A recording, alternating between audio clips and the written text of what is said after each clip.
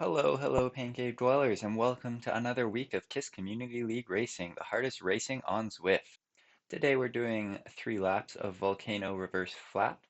This is a pretty much flat course, nothing too challenging throughout the whole lap, and as a result, it pretty much stuck together the whole time, and this turned into mainly a time trial effort.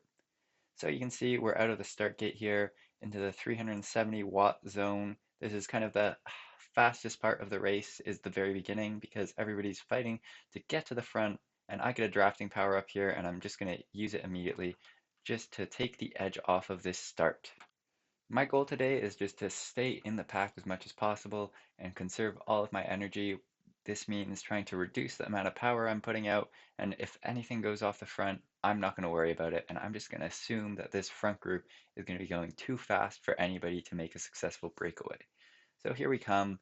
There's a bit of a 2% incline here. This is one of the few features on this course. Another one is when you come out of the Italian village, there's a bit of an incline, and then also coming out of Ocean Boulevard, you have to do a bit of an effort. So essentially 3 short but not too hard efforts having to be done each lap.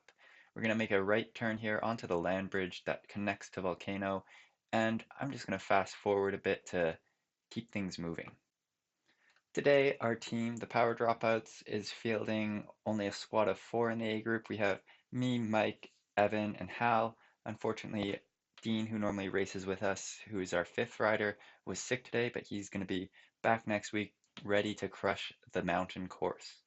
So you can see we're going through Volcano. We go down the S-bends here, and then this is the next feature of the course. So we're going to get to the Italian village over the dirt path, and as soon as we exit the Italian village, there is a bit of an incline where people tried to attack a bit, and you can see the effort it goes up. So coming up this incline here, bumping it into the 6 to 7 watt per kilo zone just to maintain my position as best as I can. And throughout this whole race, I was trying to stay within the top 70 riders and making sure I wasn't on the last wheel because that's when you start having to do work to close gaps. So there we are, up that little incline, and the effort doesn't end here. We still have a couple more kicks. So we're going to come through the cobble section here. Another slight incline, 3 to 4%, but you can see we're going 45 kilometers an hour. So being in the group here is huge. You get a massive drafting boost. And then finally, one last kicker before we reach the peak elevation of this course, and we'll descend back down into Ocean Boulevard.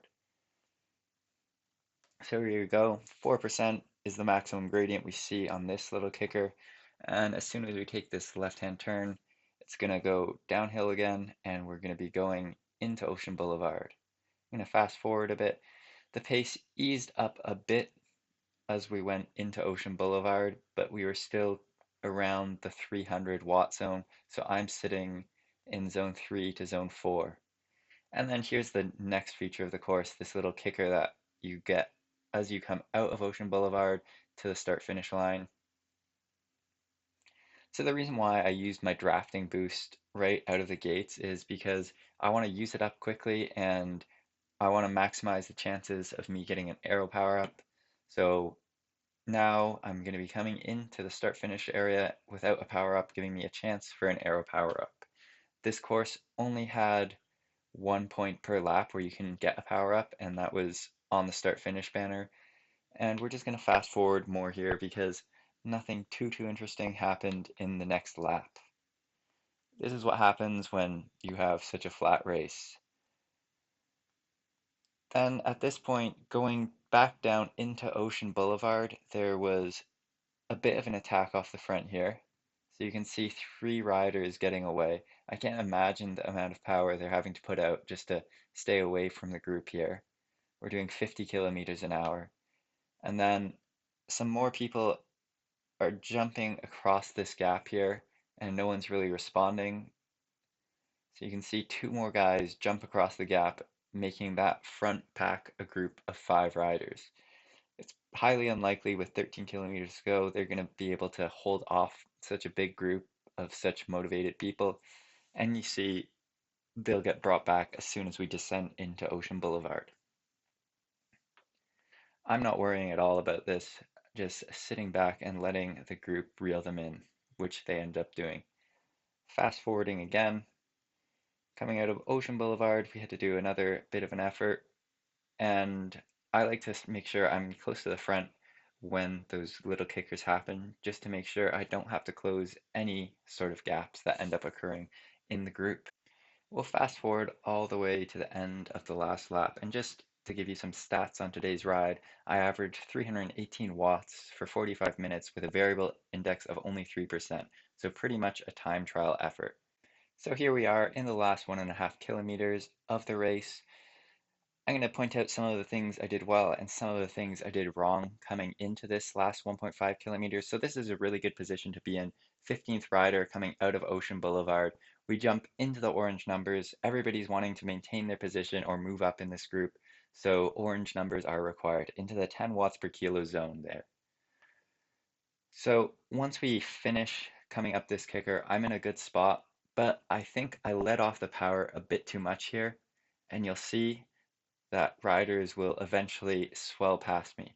So I'm into the 220 watts right there, and right now people are coming by me. So I'm, despite having such great positioning coming into Ocean Boulevard, coming into that kicker, I've now lost it all, and now I'm gonna have to do another big effort. So that was my biggest mistake this race, losing all those positions. I fought so hard to be in the top 20 coming out of Ocean Boulevard, and just those 2 to 3 seconds of soft pedaling put me in 50th or 60th position.